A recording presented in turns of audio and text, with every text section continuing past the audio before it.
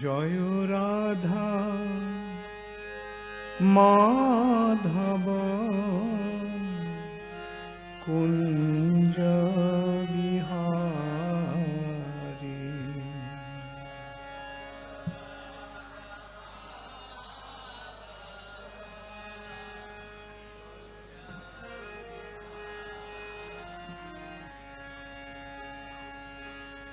জয় রাধা মাধব কুঞ্জ বিহারী।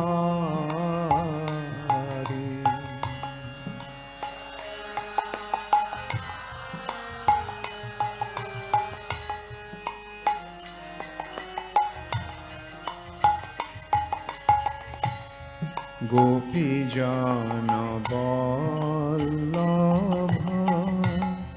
গিরিবরধারী।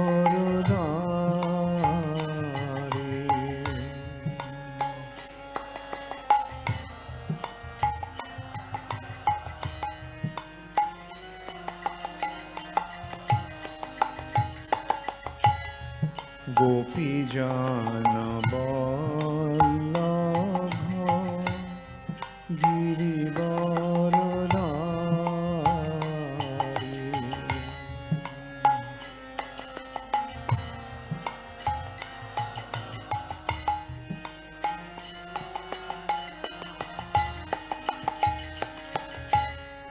জয় রাধা মাধব কুঞ্জ বিহারী।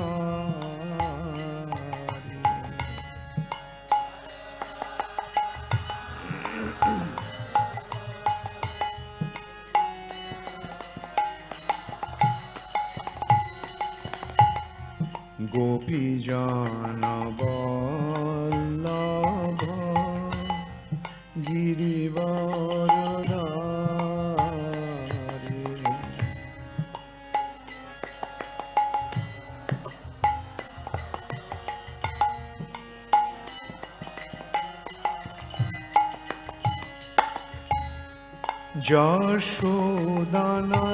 যশোদানন্দন ব্রজজনরঞ্জন।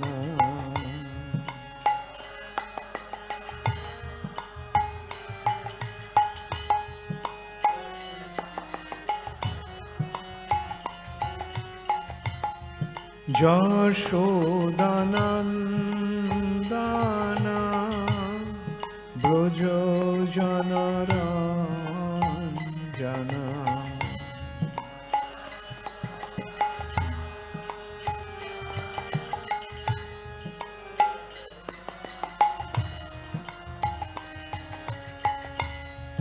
যমুনা তীর বনচারী।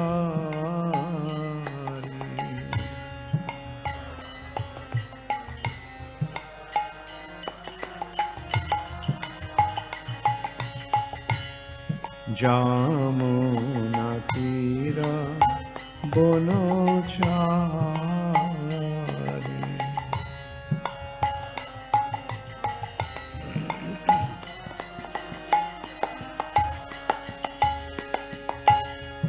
জয় রাধা মাধব কুঞ্জ বিহারী।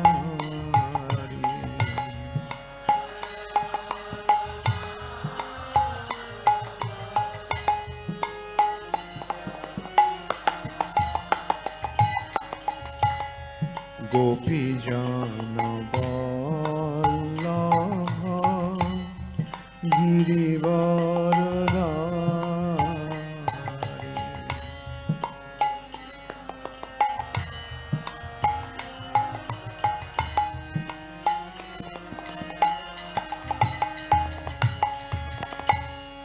গোপীজন বল্লভ গিরিবরধারী।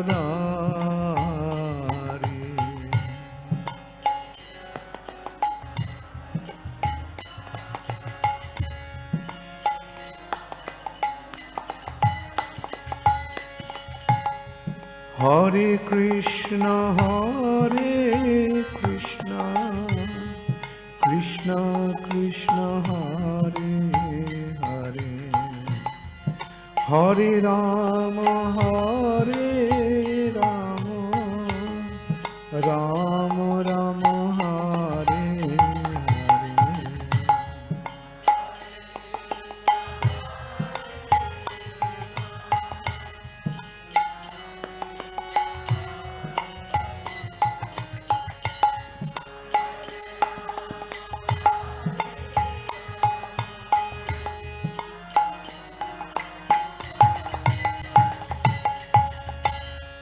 হরে কৃষ্ণ কৃষ্ণ কৃষ্ণ হরে হরে, হরে রাম রাম রাম হরে হরে।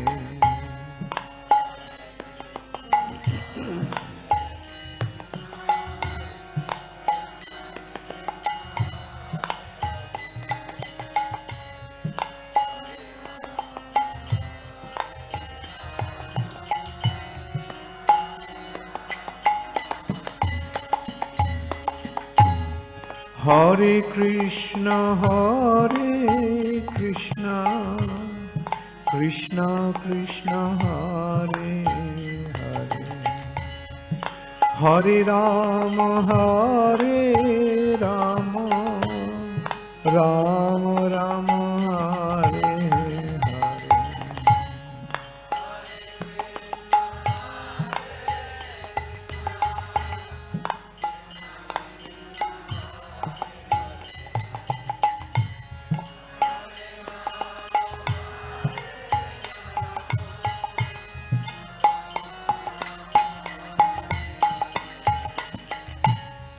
জয় রাধা মাধব কুঞ্জ বিহারী,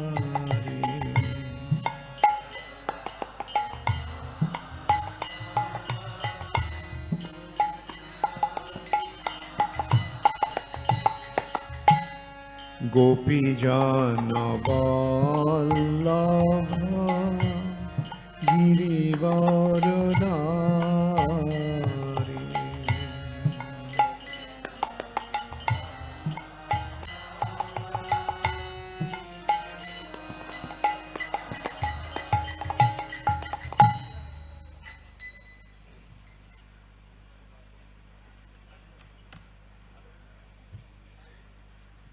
नमो ओम विष्णुपदाय कृष्णपृष्ठाय भूतले श्रीमते भक्तिवेदांत स्वामी नीति नामिने। नमस्ते सरस्वती देवे गौरवाणी प्रचारिणे निर्विशेष शून्यवादी पाश्चात्य देशतारिणे। এটা 2 মিনিট অপেক্ষা করতে পারছেন? আমি প্রণামটা শেষ করা পর্যন্ত তো তাড়াতাড়ি নেওয়ার কি দরকার ছিল? যখন প্রণাম করা হয় তখন প্রার্থনা করা হয় তখন ব্যাঘাত করুন।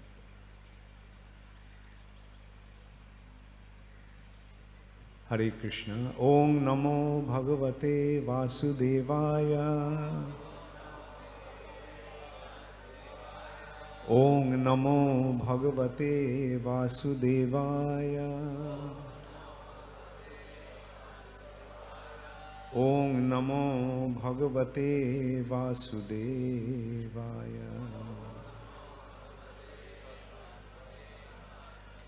नारायणं नमस्कृत्य नरं चैव नरोत्तमं देवीं सरस्वतीं व्यासं ततो जयमुदीरये। नष्टप्रायेषु अभद्रेषु नित्यं भागवत सेवया भगवती उत्तम श्लोके भक्तिर्भवति नैष्टिकी।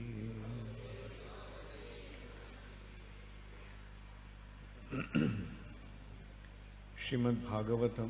আচ্ছা, এত পাওয়ারফুল লাইটের দরকার আছে কি? কেন এই লাইটগুলো ভীষণ গরম, বুঝতে পেরেছো? তাহলে ওটা ওপরের দিকে করে দাও, আরো ওপরে করে দাও। তো যথেষ্ট আলো আছে তোমাদের, আমাকে দেখতে পাচ্ছ না তোমরা? আমার কথা শুনতে পেলেই হবে, না দেখতে পেলেও ক্ষতি নেই কোনো। শুনতে পাচ্ছ তো সকল? এখন তো আমি তোমাদের সকলকে দেখতে পাচ্ছি, তোমরা আমাকে দেখতে পাচ্ছ। শুধু আমি যখন দেখতে পাচ্ছি, তোমরাও নিশ্চয়ই দেখতে পাচ্ছ। সুতরাং এই লাইটের দরকার নেই, সব নিভিয়ে দাও তো দেখি কেমন লাগে।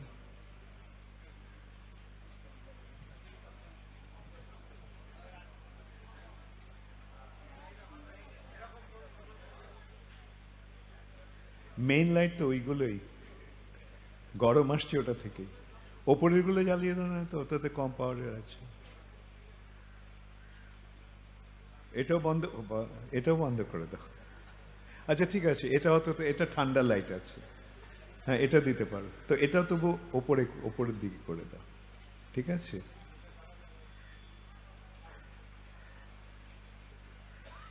এখন দেখতে পাচ্ছ আমি আছি? ওকে, হরে কৃষ্ণ।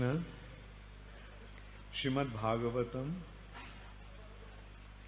সপ্তম স্কন্ধ, ষষ্ঠ অধ্যায়, শ্লোক 2।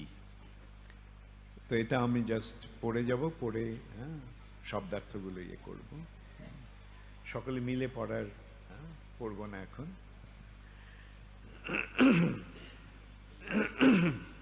যথা হি পুরুষস্যোহ বিষ্ণু পাদোপসর্পণম যদেশ সর্বভূতানাং প্রিয় আত্মেশ্বরঃ সুহৃৎ। তোমরা বলবে? ঠিক আছে, দেখা যাক। যথা হি পুরুষস্যৈহ বিষ্ণু পাদোপসর্পণম যদেশ সর্বভূতানাং প্রিয় আত্মেশ্বরঃ সুহৃৎ। যথা হি পুরুষস্যেহ বিষ্ণু পাদোপসর্পণম যদেশ সর্বভূতানাং প্রিয় আত্মেশ্বরঃ সুহৃৎ।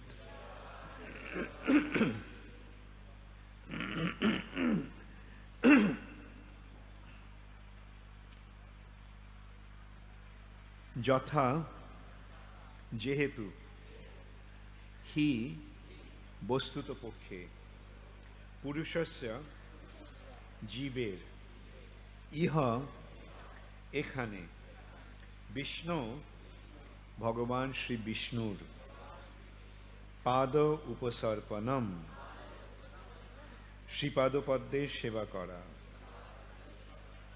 যৎ যার ফলে, এষ এই, সর্বভূতানাম সমস্ত জীবদের, প্রিয় প্রিয়, আত্ম ঈশ্বর আত্মার ঈশ্বর, পরমাত্মা, সুহৃৎ সর্বশ্রেষ্ঠ শুভাকাঙ্ক্ষী এবং বন্ধু।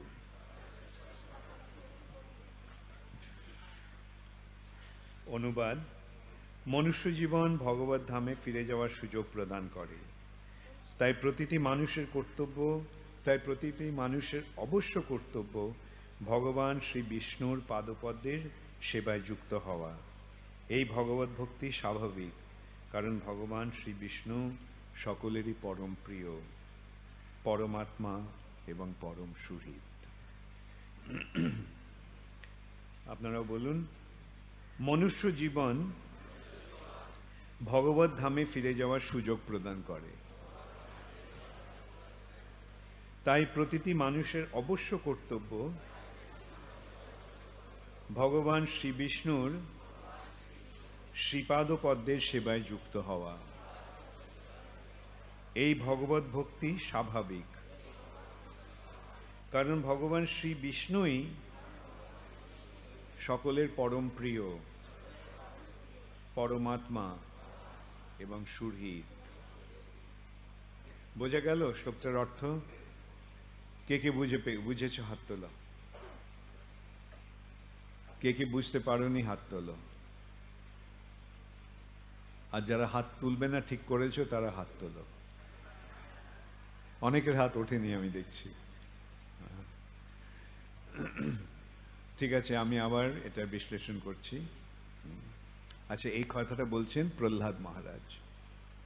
প্রহ্লাদ মহারাজের বয়স তখন কত বছর? 6 বছর। তার বন্ধুদের নিয়ে স্কুলে পড়াশোনা করছে, গুরুকুলে। গুরুকে অসুরদের গুরু, দৈত্যদের গুরু শুক্রাচার্যের পুত্র ষণ্ড এবং অমর্ক। তাহলে ওর কিরম শিক্ষা গুরু বুঝতে পারছো? আসরিক শিক্ষা। আসরিক শিক্ষা মানে কি? আসরিক শিক্ষা বলতে কি বোঝায় জানো তো? আজকালকার জগতে যে শিক্ষা নামে যেটা চলছে, পলিটিক্স, ইকোনমিক্স ইত্যাদি,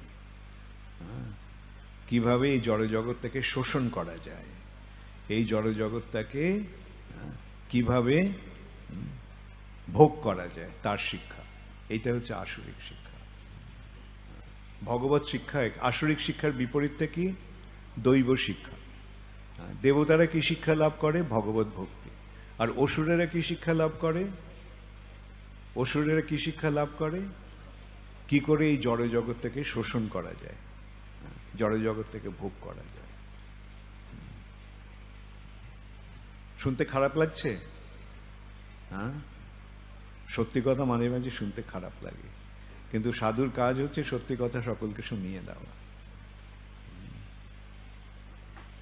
তা না হলে সাধু যদি লোকের মনোরঞ্জনের জন্য কথা বলে, তাহলে ওদের সাধু না হয়ে চিত্রতারকা হওয়া উচিত ছিল, মুভি স্টার।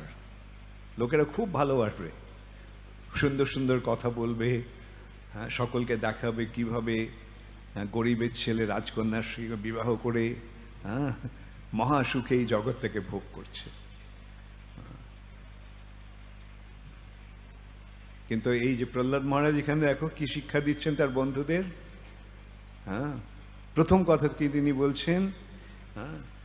যে মনুষ্য জীবন ভগবত ধামে ফিরে যাওয়ার সুযোগ প্রদান করে।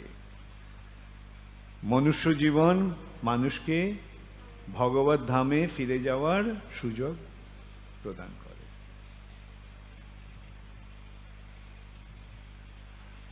বোঝা গেল? এই যে মনুষ্য জীবনটা পেয়েছো, সেটার উদ্দেশ্যটা কি হওয়া উচিত? আহার নিদ্রা ভয় মৈথুন। কিন্তু এই জগতে এখন এই শিক্ষাটাই চলছে। তুমি দেখবে যতগুলো বড় রাস্তায় গেলে কি দেখা যায় চারদিকে? বিভিন্ন রকমের বিজ্ঞাপন, বড় বড় বিজ্ঞাপন, কত সুন্দর সুন্দরভাবে বিজ্ঞাপন। সেই বিজ্ঞাপনগুলো কি বলছে? সেই বিজ্ঞাপনগুলো বলছে মৈথুন, বড় কথা, সবচাইতে বড় কথা মৈথুন। সোজাসুজিভাবে বলছে না, একটা অর্ধনগ্ন সুন্দরী মেয়েকে দেখিয়ে বলা হচ্ছে এইটাই হচ্ছে জীবনের উদ্দেশ্য, মৈথুন। তারপরে মাদক দ্রব্য, তারপরে খাওয়ার, আর তারপরে জুয়া খেলার। এইগুলি হচ্ছে পশু প্রবৃত্তির ভিত্তি। আসরিক প্রবৃত্তির 4টে সোপান, পাপের জীবনের, পাপপঙ্কিল জীবনের 4টি স্তম্ভ।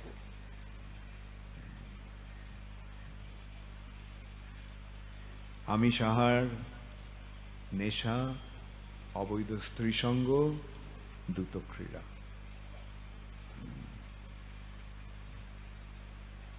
কিন্তু ইসকন তোমাদের কি শিক্ষা দিচ্ছে? ইসকন কি তোমাকে এই জগৎটাকে ভোগ করার ইয়ে দিচ্ছে, শিক্ষা দিচ্ছে না, ওই জগতে ফিরে যাওয়ার শিক্ষা দিচ্ছে। এই জগতে ঠিক আছে, ভোগ যদি আসে কোনো অসুবিধা নেই, আমরা ভোগ করতে পারি, কোনো অসুবিধা নেই, কিন্তু উদ্দেশ্যটা কি হবে?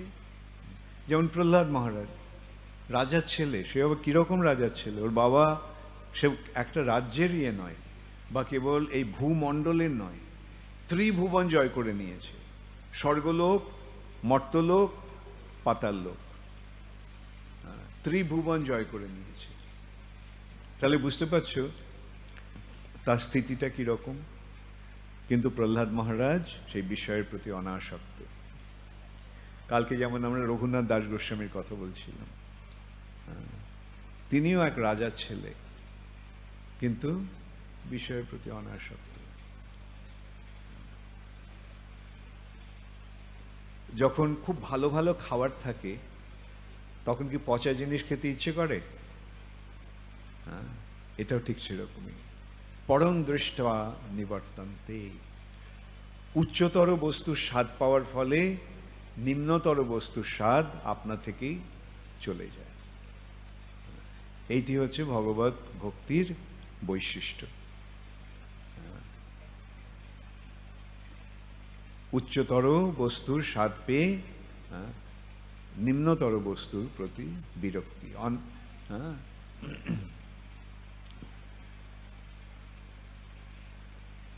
প্রহ্লাদ মহারাজ বিষয়ের প্রতি অনাসক্ত। ভক্ত তার শিষ্যদের কি, তার সহপাঠীদের কি শিক্ষা দিচ্ছেন? খেলার ছলে তিনি তাদের এই শিক্ষা দিচ্ছেন। দেখো ভাই, এই জীবনটা একটা সুন্দর সুযোগ নিয়ে এসেছে। একটা 6 বছরের ছেলে এরকম ভাবে বলছে, শুনতে কিরম লাগে না? আশ্চর্য। কিন্তু এইটাই হচ্ছে ভগবত ভক্তি। ভগবত ভক্তিটা ওটা জন্ম জন্মান্তরে আমাদের সঙ্গে থেকে যায়। ভগবত ভক্তি এই জড় দেহের বৃদ্ধির সঙ্গে যে জ্ঞানের আহরণ, আধ্যাত্মিক বিষয়টা ঠিক তা নয়। যে আমরা দেখতে পাই শঙ্করাচার্য 8 বছর বয়সে সন্ন্যাস নিয়ে নিলেন। যমুনাচার্য এরকম 8-9 বছর বয়সে তো ওখানকার সবচেয়ে বড় পণ্ডিতকে হারিয়ে দিলেন। আচ্ছা, ঘুমিয়ে পড়েছে, তুলে দাও তো। যেখানে ভাগবত কথা হয় সেখানে নিদ্রাদেবের আগমন হয়।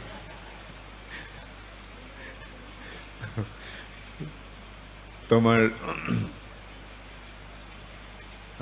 প্রহ্লাদ মহারাজ এরকম আমরা দেখতে পাই। যমুনাচার্যের কথা বলছিলাম, যমুনাচার্যের কথা শুনবে না? এখন বলবো না পরে বলবো? এখনই বলবো, ঠিক আছে? এসে যখন গেছে, যমুনাচার্যের বয়স তখন 8 বছর। গুরুর আশ্রমে সে শিক্ষা অর্জন করছে। তো সেই সময় সেখানে এক রাজপণ্ডিত, রাজার সভাপণ্ডিত, রাজপণ্ডিত, সে অন্য সমস্ত পণ্ডিতদেরকে হারিয়ে দিয়ে সে তাদের থেকে কর সংগ্রহ করত। সেই সময় এরকম একটা প্রথা ছিল, তুমি যে হেরে গেছো সুতরাং আমাকে কর দেবে। তো সেই, ওর নাম কোলাহল। সে কোলাহল, কোলাহলের অনুচর এসছে যমুনাচার্যের গুরুর আশ্রমে। গুরু ছিল না। যমুনাচার্য জিজ্ঞাসা করলেন, কি বলুন, কি করতে পারি আপনার জন্য? না, এরকম আমার গুরু আমাকে পাঠিয়েছেন, তোমার গুরু কর দিচ্ছে না। ও আচ্ছা, কেন কর দেওয়ার কি? কেননা তোমার গুরু আমার গুরুর কাছে হেরে গেছে, সুতরাং তাকে কর দিতে হবে। যমুনাচার্য বললেন যে আমার গুরুর হারার কথা তখন আসে যখন তোমার গুরু আমাকে হারাতে পারবে। ভেবে দেখো, 8 বছরের একটা ছেলে, সে তখনকার দিনে সবচাইতে যে বিদগ্ধ পণ্ডিত, তার সঙ্গে এবার চ্যালেঞ্জ করছে। তো সে তো রেগে মেগে গিয়ে গুরুকে বলেছে, এরকম ভাবে আপনার অপমান করেছে। গুরু তো রাজার সভাপণ্ডিত, রাজাকে বলছে যে দেখুন আপনার এরকম আপনার প্রজা আমাকে এইভাবে অপমান করেছে। তো রাজা বিচক্ষণ ছিল, বলল ঠিক আছে, ও তো আপনাকে তর্কযুদ্ধে আহ্বান করেছে, তো অপরাধ কি আছে, আহ্বান করেছে, আপনি তর্কযুদ্ধ করুন। তো সংবাদ পাঠানো হলো, ঠিক আছে তুমি এসো, আমার সেই কোলাহলের সঙ্গে তোমার বাক বিতণ্ডা হবে।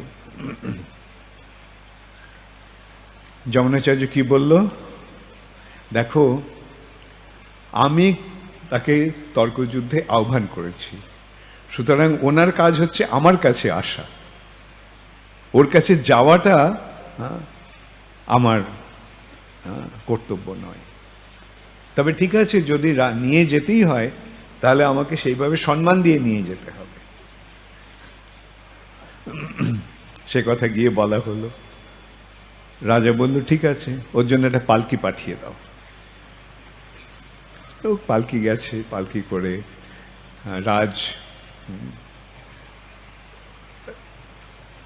রাজার অতিথি রূপে এসেছে। তখন রাজা আর রানী বারান্দায় দাঁড়িয়ে দেখছে ওই ছেলেটা, অপূর্ব সুন্দর একটা ছোট্ট ছেলে, তার সারা শরীর থেকে যেন দিব্য জ্যোতি বেরোচ্ছে। রানী বললে, এবার তোমার এই কোলাহল উপযুক্ত প্রতিদ্বন্দ্বীকে পেয়েছে, ওর কাছে এবার ওকে নাস্তানাবুদ হতে হবে। রাজা বলছে, রানী তুমি কি বলছো, এই একটা ছোট্ট 8 বছরের শিশু, সে কি কোলাহলের মতো এত বড় পণ্ডিত কি কখনো হারাতে পারে? রানী বলল যে একটা ছোট্ট আগুন যেমন তুলোর রাশিকে জ্বালিয়ে দিতে পারে, এই ছোট্ট শিশুটি তোমার ওই কোলাহলকে ওইভাবে ইয়ে করবে, পরাজিত করবে। রাজা বলছে, দেখো কেন তুমি এরকম কথা বলছো, এটা কখনো সম্ভব? রানী বলল, ঠিক আছে, যদি ও হারাতে না পারে তাহলে আমি তোমার দাসীর দাসী হয়ে থাকবো। রাজা বললে, এত বড় একটা ইয়ে করলে, তুমি প্রতিজ্ঞা করলে, ঠিক আছে, এটারও একটা আমি ইয়ে দেব, উপযুক্ত ইয়ে দেব। সেটা হচ্ছে, ও যদি কোলাহলকে হারাতে পারে তাহলে আমি আমার রাজ্যের অর্ধভাগ ওকে দিয়ে দেব।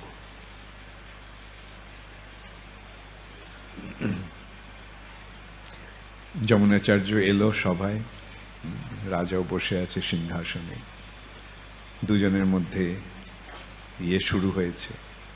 কোলাহল নানা রকম প্রশ্ন করে, নানা রকম যুক্তি দিয়ে করে ওকে নাস্তানাবুদ করার চেষ্টা করছে। যমুনাচার্য একের পর এক ওর সমস্ত প্রশ্নকে খণ্ডন করে যথাযথ উত্তর দিতে লাগলো। যখন আর কোনো প্রশ্ন ওর কাছে নেই, তখন সেই কোলাহল বলল, ঠিক আছে, এখন তুমি আমাকে প্রশ্ন করতে পারো। না, আচ্ছা, এর আগে একটা কথা হয়েছিল। যমুনাচার্যকে দেখে ও কোলাহল অট্টহাস্য করে উঠেছে, এই শিশুটি আমাকে তর্কযুদ্ধে আহ্বান করার ক্ষমতা রাখে, ঔদ্ধত্য রাখে। যমুনাচার্য তখন তার কি বলল, যে শাস্ত্রে বলে মূর্খ তার মুখটা বন্ধ রাখলেই ভালো, কেন যখন সে তার মুখ খোলে তখন তার কেবল মূর্খতারই প্রকাশ পায়। বলল যে জ্ঞান যদি বয়সের ওপরে নির্ভরশীল হতো তাহলে এই যে গাছটা কয়েকশো বছর ধরে এখানে দাঁড়িয়ে আছে, এই গাছটা সবচেয়ে বড় পণ্ডিত হতো। বয়সের দিক দিয়ে এটা তো এত বাড়ছে। যাই হোক, অত বাকবিতণ্ডার এমনি এসব আজে বাজে কথার দরকার নেই, ঠিক আছে, আসুন। তখন কোলাহল তাকে প্রশ্ন করতে থাকে। সমস্ত প্রশ্নের উত্তর যখন দিয়ে দিল তখন বলল, তুমি এখন প্রশ্ন করতে পারো। যমুনাচার্য বলল যে প্রথমে আপনি আমাকে বয়সে নবীন বলে উপহাস করেছিলেন, এখন সেটাই যদি আপনার যথার্থ মনোভাব হতো তাহলে প্রথমে আপনি নিজে আমাকে এইভাবে প্রশ্নের জাল বিস্তার না করে আমাকে প্রশ্ন করার সুযোগটা দিতেন।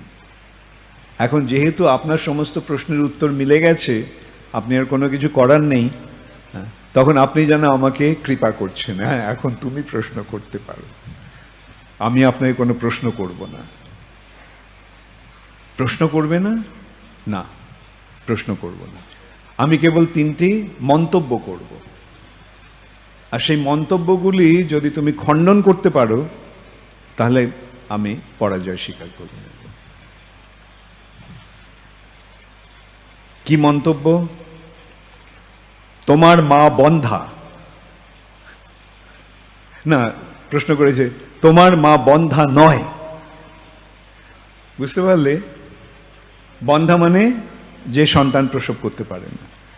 তোমার মা বন্ধা নয়, তাহলে কি বলতে হবে? এটাকে খণ্ডন করতে হলে আমার মা বন্ধা। চুপ করে গেছে। রাজা মহাপুণ্যবান,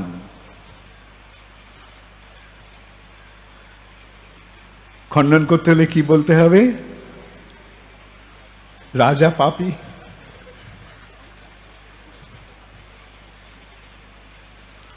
রানী মহারানী মহাসতী, খণ্ডন করতে হলে কি বলতে হবে? রানী অসতী। সে উত্তর না দিতে পেরে সে একেবারে অগ্নিশর্মা হয়েছে, এরকম কিভাবে বলা সম্ভব, আমি কিভাবে ইয়ে করতে পারি। তো ও যখন আমাকে এই প্রশ্নগুলো করেছে এইভাবে খণ্ডন করার জন্য, এখন ওকে এটা খণ্ডন করতে হবে। ও যদি খণ্ডন না করতে পারে তাহলে ওকে পরাজয় স্বীকার করতে হবে। এরকম, হ্যাঁ, এইরকম আজে বাজে কথা বলে কি এগুলো খণ্ডন করার যুক্তি দেওয়া যেতে পারে? যমুনা চন্দ্র ঠিক আছে, শাস্ত্র থেকে একটা শ্লোক উদ্ধৃতি দিলেন, যে নারী এক সন্তানের জননী তিনি বন্ধাতুল্যা। যেহেতু আপনি আপনার মায়ের একমাত্র সন্তান, অথবা আপনার মা বন্ধাতুল্যা। রাজা যদিও অত্যন্ত পুণ্যবান, কিন্তু রাজাকে প্রজাদের 6 ভাগের 1 ভাগ পাপ গ্রহণ করতে হয়। যদিও রাজা অত্যন্ত পুণ্যবান, কিন্তু রাজাকে পাপ গ্রহণ করতে হচ্ছে।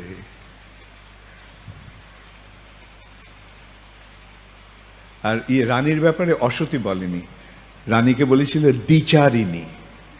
হ্যাঁ, দ্বিচারিণী মানে রানী দ্বিচারিণী নয়, মানে দ্বিচারিণী মানে অন্য পুরুষের সঙ্গ যে করে, যে বিবাহিতা স্ত্রী অন্য পুরুষের সঙ্গ করে তাকে বলা হয় দ্বিচারিণী। হ্যাঁ, রানী অত্যন্ত পুণ্যবতী, সতীত্বের প্রতীক। কিন্তু রাজা যেহেতু সমস্ত দেবতাদের প্রতীক, সমস্ত দেবতা যেহেতু রাজার শরীরে আছে, তাই রাজার সঙ্গে যখন রানীর বিবাহ হয়েছিল তখন সমস্ত দেবতাদের সঙ্গেও তার বিবাহ হয়ে গেছে। অতএব এইভাবে যমুনাচার্য 8 বছরের একটা ছেলে, 8 বছরের একটা শিশু, এইভাবে মহাপণ্ডিত এই কোলাহলকে পরাস্ত করেছিল। রাজা তখন জিজ্ঞাসা করলো, এখন তুমি যেহেতু কোলাহল পরাজিত হয়েছে, তুমি ওকে এখন যে কোনো দণ্ড দিতে পারো। যমুনাচার্য বলল, ওকে দণ্ড দেওয়ার প্রয়োজন নেই, ও এই রাজ্য থেকে নির্বাসন দিয়ে দেন, আপনারা এই রাজ্যে থাকবে না, ওকে ওইখান থেকে চলে যেতে হবে। এই সূত্রে যমুনাচার্য রাজা হয়েছিলেন।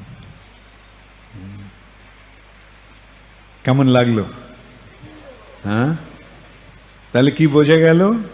এই যে দিব্য জ্ঞান, সেটা আমাদের সব সময় সঙ্গে থাকবে। যেই জ্ঞানটা আমরা অর্জন করছি সব সময় আমাদের সঙ্গে থাকবে।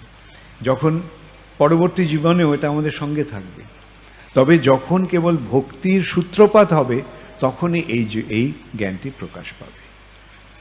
তাই জন্য দেখা যায় অনেকে এই পথে আসার সঙ্গে সঙ্গে আমরা দেখতে পাই তারা অনেক অগ্রসর হয়ে গেছে, তাই না?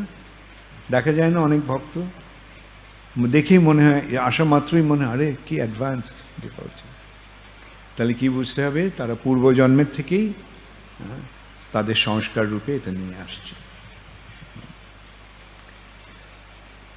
তাহলে প্রহ্লাদ মহারাজের কথায় ফিরে যাওয়া যাক, এই শ্লোকটির কথায় ফিরে যাওয়া যাক। কি বলা হচ্ছে? যে মনুষ্য জীবনের উদ্দেশ্যটা কি? মনুষ্য জীবন কি সুযোগ দিচ্ছে? কার কার কে কে বুঝে নিয়েছ? হাত তোলো। ভেরি গুড, সবাই বুঝে নি।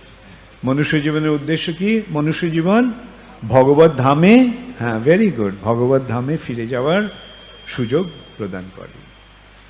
তাই প্রতিটি মানুষের কর্তব্য কি? ভগবান শ্রী বিষ্ণুর শ্রীপাদপদ্মের সেবায় যুক্ত হওয়া। প্রতিটি মানুষের কর্তব্য হচ্ছে ভগবানের শ্রীপাদপদ্মের সেবায় যুক্ত হওয়া।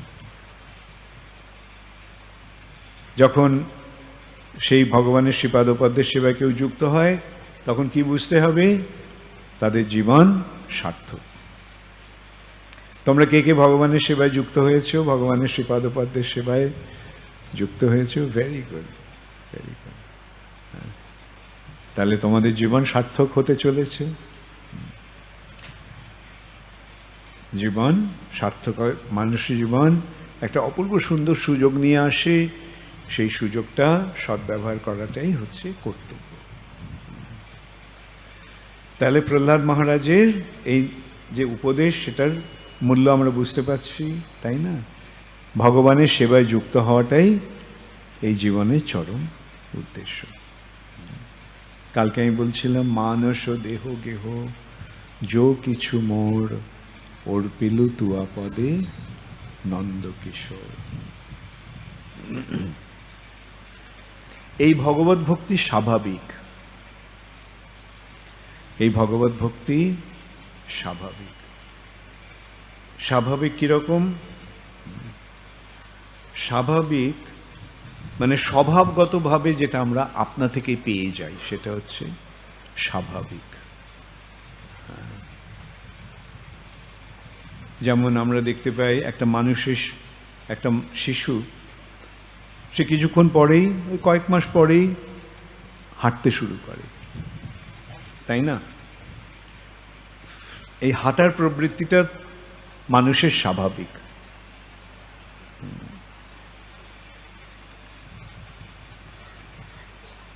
কিন্তু একটা পশুকে, একটা কুকুরকে যদি দুপায়ে হাঁটার চেষ্টা করানো হয়, পারবে? কিন্তু সে কুকুরটা চার পায়ে খুব সুন্দর দৌড়াতে পারে। একটা মানুষকে যদি এভাবে চার পায়ে কুকুরের মতো দৌড়াতে বলা হয়, তাহলে কি হবে? অনেক কষ্ট হবে। একটা পাখি স্বাভাবিকভাবে আকাশে ওড়ে, কোনো মানুষ যদি পাখির মতো আকাশে ওড়ার চেষ্টা করে, পারবে?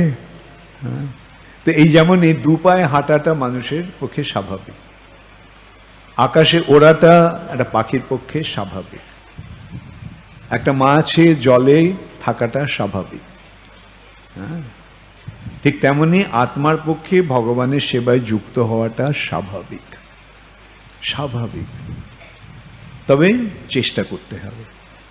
আমরা কি জন্মের পরেই দুপায়ে হাঁটতে শুরু করেছিলাম? প্রথমে তো চিৎপটাং হয়েছিলাম, তারপরে চার পায়ে হাঁটতে শুরু করেছিলাম, তারপরে আস্তে আস্তে দাঁড়াতে শিখেছিলাম, তারপরে চলতে শিখেছিলাম, তারপরে হাঁটতে শিখেছিলাম, তারপরে দৌড়তে শিখেছিলাম, এমনকি বানরের মতো লাফাতেও শিখেছিলাম। তো এগুলো কালক্রমে স্বাভাবিকভাবেই হয়েছে। তো ঠিক তেমনই এই আত্মার যে স্বাভাবিক প্রবৃত্তি ভগবানের প্রতি ভক্তিপরায়ণ হওয়া, তার প্রথম দিকে একটু অনুশীলনের প্রয়োজন হয়। সেটাকে বলা হয় সাধন ভক্তি। এই যে আমরা বলি 16 মালা জপ করো, 4টে নিয়ম পালন করো, ভোরবেলা সূর্য ওঠার আগে উঠে পড়ো, এগুলি কি কেন বলা হচ্ছে? এগুলো আমাদের স্বাভাবিক প্রবৃত্তিটাকে ফিরিয়ে আনার জন্য। তাহলে কেন ভগবানের প্রতি এই যে ভক্তিপরায়ণ হওয়াটা, ভগবানের শ্রীপাদপদ্মের সেবায় যুক্ত হওয়াটা, ভগবত ভক্তি মানুষের পক্ষে স্বাভাবিক কেন? জীবের পক্ষে স্বাভাবিক কেন? কেননা ভগবান হচ্ছেন সকলের প্রিয়। আমরা কাকে ভালোবাসতে চাই? যে আমার প্রিয় তাকে ভালোবাসতে চাই। ভগবান যেহেতু আমাদের পরম প্রিয়, সবচাইতে প্রিয় কে? ভগবান। তাই তাকে ভালোবাসাটা স্বাভাবিক। সেই ভগবান আবার তিনি আমাদের পরমাত্মা, আমার উৎস, তার থেকে আমি এসেছি, আমি তার অংশ। তাই তাকে ভালোবাসাটা আমার পক্ষে স্বাভাবিক। এবং তিনি আমার পরম সুহৃদ, পরম বন্ধু। বন্ধু কি করে? বন্ধু বন্ধু আমার সমস্ত অভাব মোচন করে। প্রকৃত বন্ধু অভাব মোচন করে আর আমাকে সর্বতোভাবে আশ্রয় প্রদান করে, তাই না? সেটাই বন্ধুত্বের লক্ষণ নয় কি? তাহলে দেখো ভগবান কি করছেন, আমাদের যা কিছু প্রয়োজন সেটা আমরা পাচ্ছি। আমাদের যা কিছু প্রয়োজন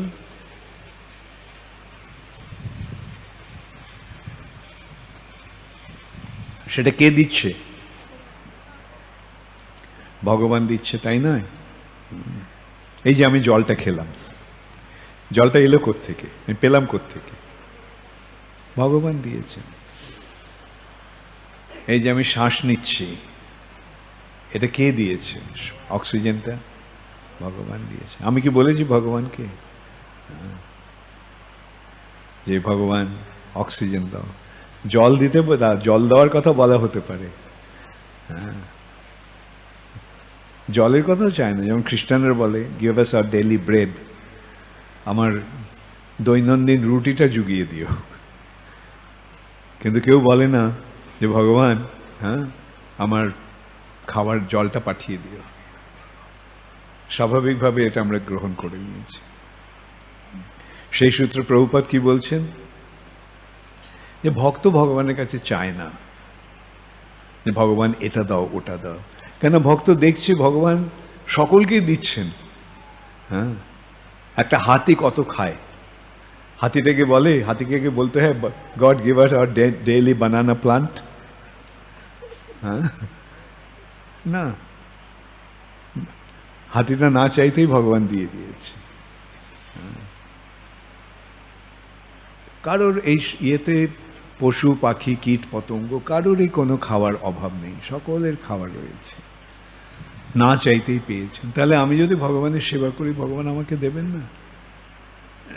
তাই ভক্তের মনোভাব হচ্ছে আমি ভগবানের কাছে চাইব না, আমি ভগবানকে দেব।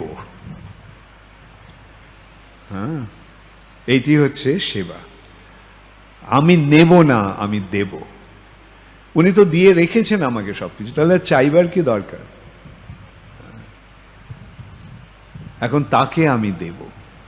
এই সূত্রে প্রভুপাদ একটা খুব সুন্দর দৃষ্টান্ত দিয়েছিলেন। বাবা একটা ছেলেকে, ছোট্ট ছেলেটিকে 10টা টাকা দিয়েছেন।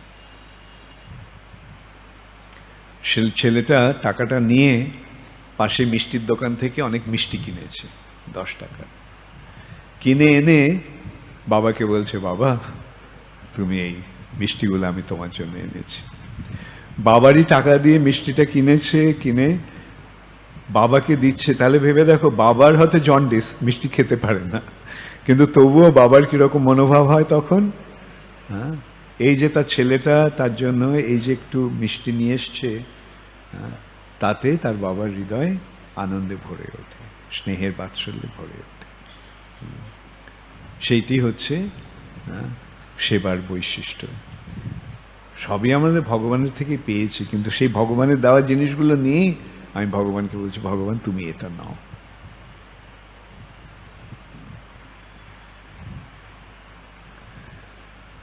হরে কৃষ্ণ।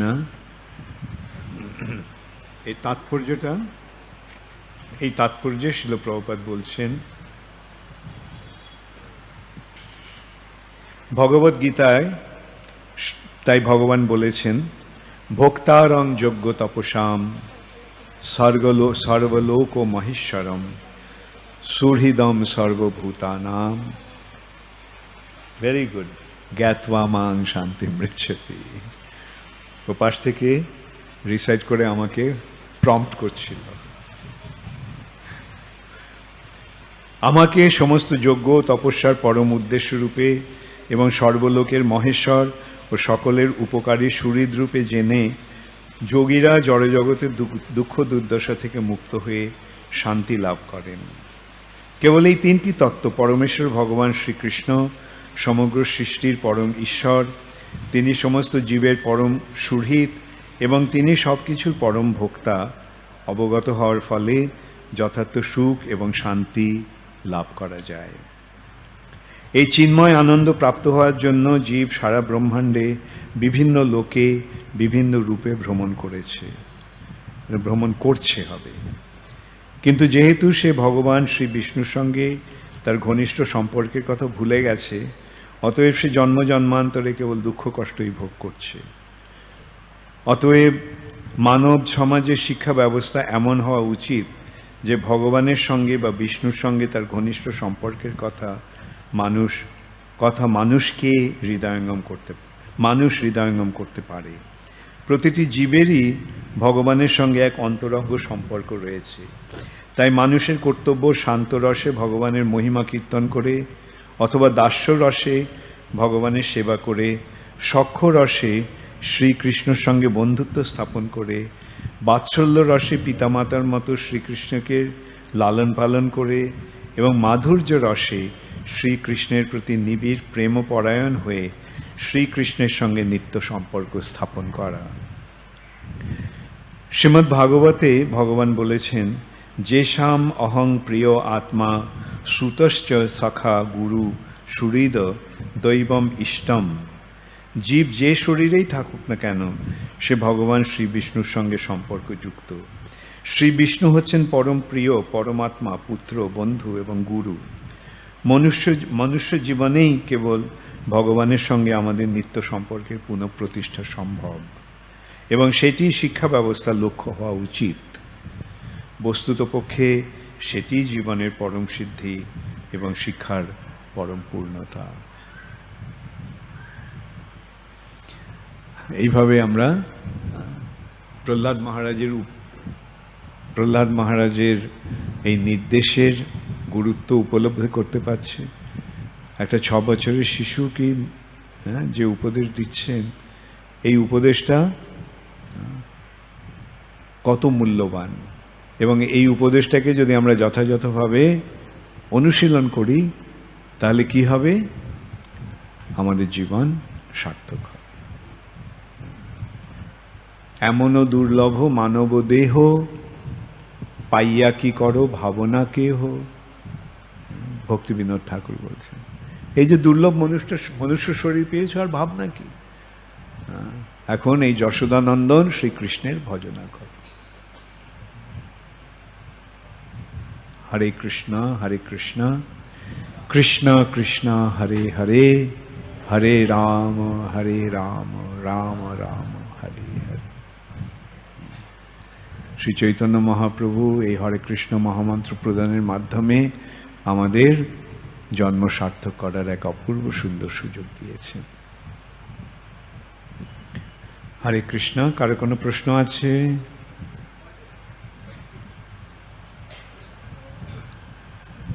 তোমার প্রশ্ন আছে? বলো, তোমার মাইকটা আছে। হ্যাঁ, সুহৃদ, সুবি, সুবি, তোমার নাম সুবি? তাহলে ওটা সুহৃদ, সুবি নয়, সুহৃদ। সু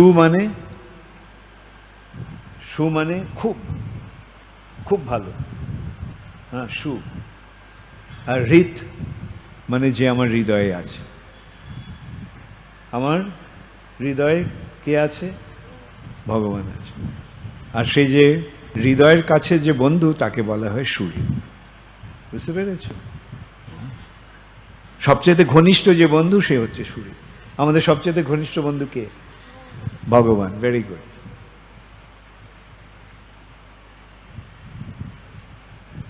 আর কারো কোনো প্রশ্ন আছে? বলো, মাইকটা দেবে? মাইকটা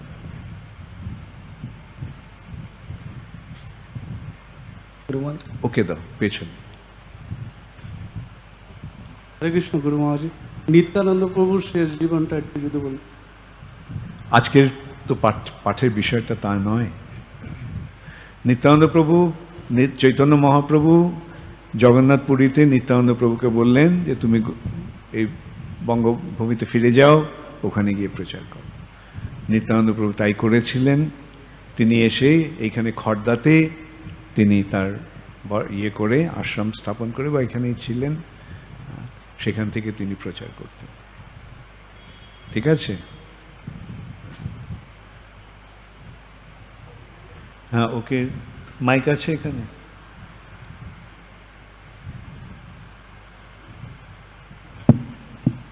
হরে কৃষ্ণ গুরু মহারাজ, আমার প্রশ্ন হচ্ছে, আপনি বলেন পরমাত্মা থেকে জীবের উৎপত্তি, তো এখানে আমরা জৈব ধর্মে দেখেছি যে বলরাম থেকে নিত্যমুক্ত জীব বলরাম থেকে আসছেন এবং মূল সংকর্ষণ থেকে বদ্ধমুক্ত জীব আসছেন। আর তাহলে আমরা আবার দেখছি কারণোদকসাই বিষ্ণু শরীরে যখন প্রলয় হয় তখন আমরা চলে যাই। কারণোদকসাই বিষ্ণু হচ্ছেন এই সমস্ত জড়জগতের পরমাত্মা, কিন্তু ক্ষীরোদকসাই বিষ্ণু হচ্ছেন আমাদের পরমাত্মা। এই ব্যাপারটা একটু যদি। তো তুমি তো জৈব ধর্ম পড়ে সব বুঝে নিয়েছো, তাহলে আর প্রশ্ন কেন করছো? এই জায়গাটা আমার বুঝতে অসুবিধা হচ্ছে, পরমাত্মা আমার পরমাত্মা আর এর ব্যাপারটা। পরমাত্মা কারণোদকসাই বিষ্ণু, বলরাম, কোনো পার্থক্য আছে? সেখান থেকে এসছেন, কিন্তু আমরা কথার প্রশ্নটা হচ্ছে পরমাত্মা আর ক্ষীরোদকসাই বিষ্ণু, গর্ভদকসাই বিষ্ণু, কারণোদকসাই বিষ্ণু কোনো পার্থক্য আছে না একই তত্ত্ব? বিভিন্ন স্তরে এটা হচ্ছে। যখন বৃন্দাবনে যে সমস্ত জীব তারা বলরামের অংশ, চিৎ জগতে যারা জীব, মুক্ত জীব, তারা সংকর্ষণের অংশ, যারা এই বদ্ধ জগতে আছে তারা ক্ষীরোদকসাই বিষ্ণুর অংশ। বুঝতে পেরেছ? আমরা বদ্ধজীব কি কখনো সেই জায়গায় পৌঁছতে পারবো? তাহলে এই ভক্তি করছো কেন? চিরকাল এখানে পড়ে থাকার জন্য? তাহলে ভক্তি কেন করছো? তাহলে প্রশ্ন কি? এইখানে যদি আমাদের চিরকাল পড়ে থাকতে হয় তাহলে আমাদের ভক্তি করার কি দরকার? ওখানে যাওয়ার জন্যই তো ভক্তি, তাই না? এবং যখন আমরা এই জড়জগৎ থেকে মুক্ত হব তখন আমরা ওই জগতে ফিরে যাব। পরমাত্মা আর ভগবানের মধ্যে পার্থক্য এই, পরমাত্মা সাক্ষী রূপে আমাদের দর্শন করছেন, আমাদের কার্যকলাপ দর্শন করছেন। আর যখন আমরা ভগবানের সেবায় যুক্ত হচ্ছি তখন তিনি আর নিষ্ক্রিয়ভাবে, তিনি উপদ্রষ্টা অনুমন্তা নন, তিনি আমাদের সঙ্গে এই ভাবের প্রেমের বিনিময় করেন।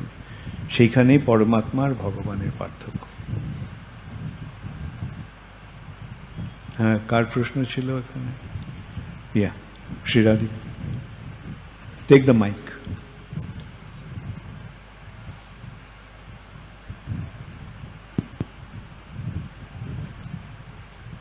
Hare Krishna Guru.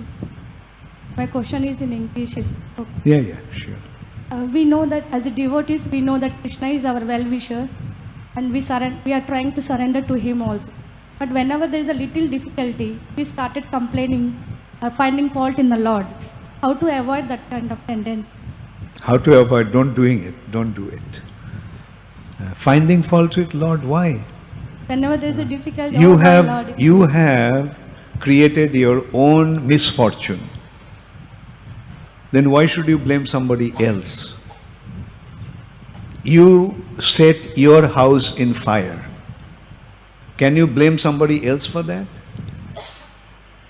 Whatever suffering and difficulties that we are going through is our own creation. In this material nature, whatever is happening to us is a result of our own actions, reactions.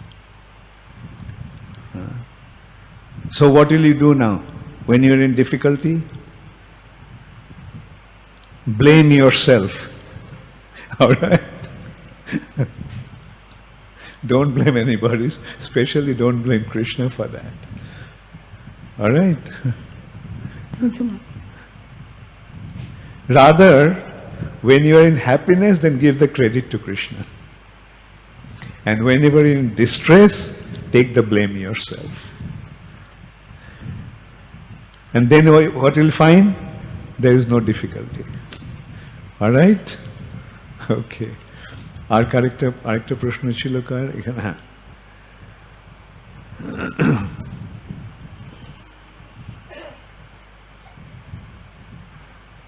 গুরু মহারাজ আমার শতকোটি প্রণাম নেবেন।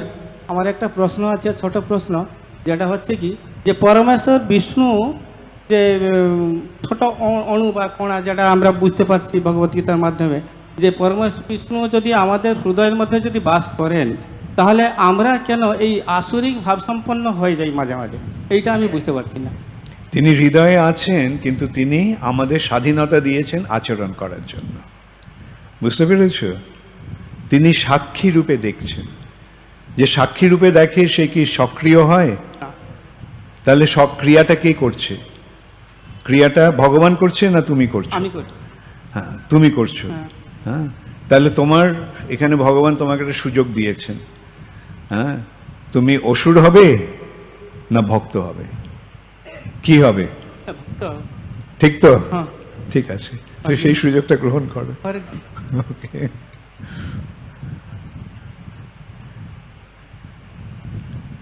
হরে কৃষ্ণ। ওকে, পেছনে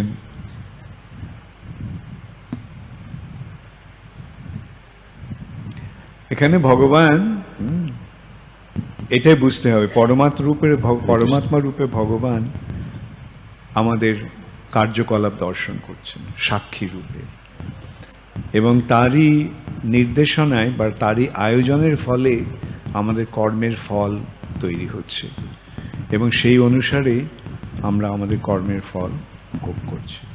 এখানে আমাদের সুযোগ আছে ভগবানের দিকে যাব না ভগবান থেকে দূরে যাব।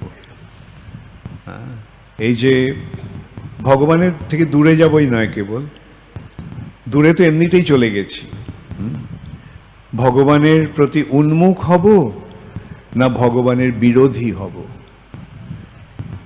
যারা ভগবানের প্রতি উন্মুখ হয় তারা হয় ভক্ত, আর যারা ভগবানের প্রতি বৈরী ভাবাপন্ন হয় তারা হচ্ছে অসুর।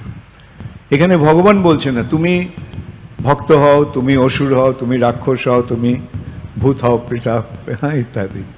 ভগবান আমাদের উপর ছেড়ে দিয়েছেন।